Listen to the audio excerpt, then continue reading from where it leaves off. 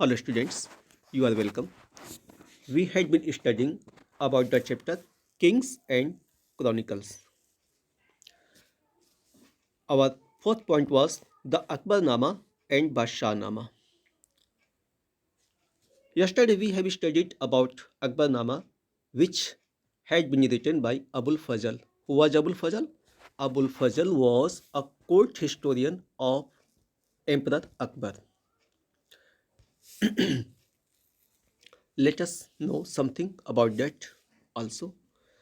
Abul Fazl wrote मतलब how did Abul Fazl write Abul Fazl कैसे लिखते थे which type of his writing was उनकी राइटिंग कैसी थी let us know about that something Abul Fazl wrote in a language Abul Fazl ऐसी भाषा में लिखते थे इस तरह की उनकी लेखनी थी विच वॉज ऑर्नेट यानी जो अलंकृत थी हाँ जो अलंकृत थी and which attached importance to diction and rhythm as text were often read aloud यानी वो जो उनकी लैंग्वेज ना बेटा उसमें लय और कथन शैली को इम्पोर्टेंस दिया जाता था why because those text were often read aloud उनको जो है जोर जोर से बोल के पढ़ा जाता है था तो उसमें जो है कथन शैली को और लयबद्धता को जो है बहुत ज़्यादा वैल्यू दिया जाता था किसमें in the writings of Abul Fazl clear हुआ Abul Fazl wrote in a language which was ornate and which attached importance to diction and rhythm, as texts were often often read aloud.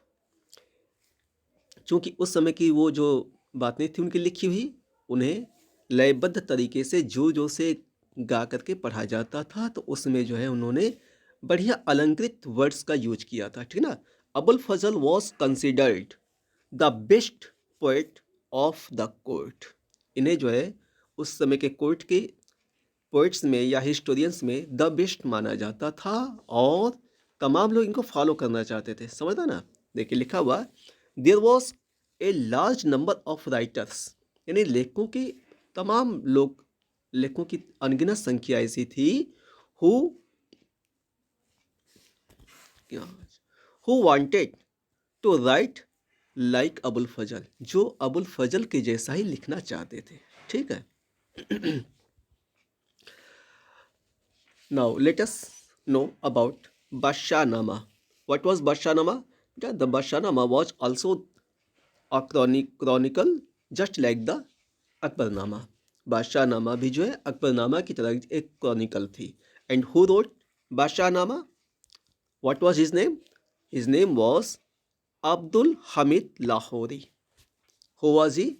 He was a disciple of Abul Fazl यानी अबुल फजल के जो शिष्य थे उनका नाम था अब्दुल हमीद लाहौरी इन्होंने ही जो है बादशाहनामा को लिखा था and of which emperor the story has been written in Badshahnama he was Shahjahan वो कौन थे शाहजहां जिस बुक को नाम दिया गया बादशाह नामा ठीक है बेटा यहाँ पे बादशाह नामा में मैंने यहाँ पे गलती से ई लिख दिया यहाँ पे ए होना चाहिए सॉरी ठीक है तो चलिए चलते बेटा emperor Shahjahan commissioned him to write why because when emperor Shahjahan knew heard about the talent of Hamid Lahori he called him जब शाहजहां ने इनके टैलेंट्स के बारे में जाना कि he was the disciple of Abul Fazl and he is the as the same skillful to write the things as Abul Fazl use to write जब ये सारी बातें उसको पता चल गई तो क्या हुआ शाहजहां काल्ड हिम शाहजहां ने उनको बुलवाया है उसके बाद क्या हुआ emperor Shahjahan commissioned him to write a history of his reign modeled on the Akbarnama ठीक है ना यानी शाहजहां ने लाहौरी को बुलाया और उनसे कहा कि तुम अकबरनामा के मॉडल पे ही मेरे लिए ही तुम एक हिस्ट्री तैयार करो यानी क्रॉनिकल तैयार करो that should be written in my reign about my reign तो बेटा Lahori did the same, Lahori ji ने ऐसा किया, ठीक ना। Badshahnama is written in 3 volumes that is called also दफ्तस। दफ्तस का मतलब बेटा जिल्द, यानी कि 3 पुस्तकों के रूप में, 3 जिल्दों के रूप में इसको भी लिखा गया है। As the Akbarnama was written in 3 दफ्तस, in the same way Badshahnama is also was also written in 3 volumes, इसको भी 3 जिल्दों में लिखा गया था। and every volume was of 10 lunar years each, यानी हर एक जिल्द में जो है 10 वर्ष के चंद्र वर्षों का ब्यौरा दे लिखा हुआ है। लूनर ईयर माने चंद्र वर्ष, समझा। यानी हर एक जिल्द में 10 वर्षों का जो है उसमें मेंशन है, ठीक है। Lahori wrote the first and second Daptars as below. First was written in 1627 to 37, यानी in first book there is mention about the period of 10 years from 1627 to 1637। पहली जो किताब है, पहली जिल्द जो है बादशाहनामा की, उसमें एम्परर शाहजहां के कार्यकाल के 1627 से 1637 तक का इवेंट्स का जो है मेंशन है। And the second volume is about the events of 1637 to 1647, यानी कि पहला 1627 से 37 तक, दूसरा जो है 1637 से 1647 तक, ठीक है ना। Every book was of 10 years events, ठीक है ना। हर एक में 10-10 साल का जो है इवेंट्स के बारे में उसमें उल्लेख किया गया है। चलिए चलते हैं अब आगे। This 2 volumes were later revised by Sadullah Khan, और ये जो कि दोनों उन्होंने पुस्तकें लिखी, दोनों जिल्दें, इनको बाद में रिवाइज किया गया, ठीक ना। किसके द्वारा?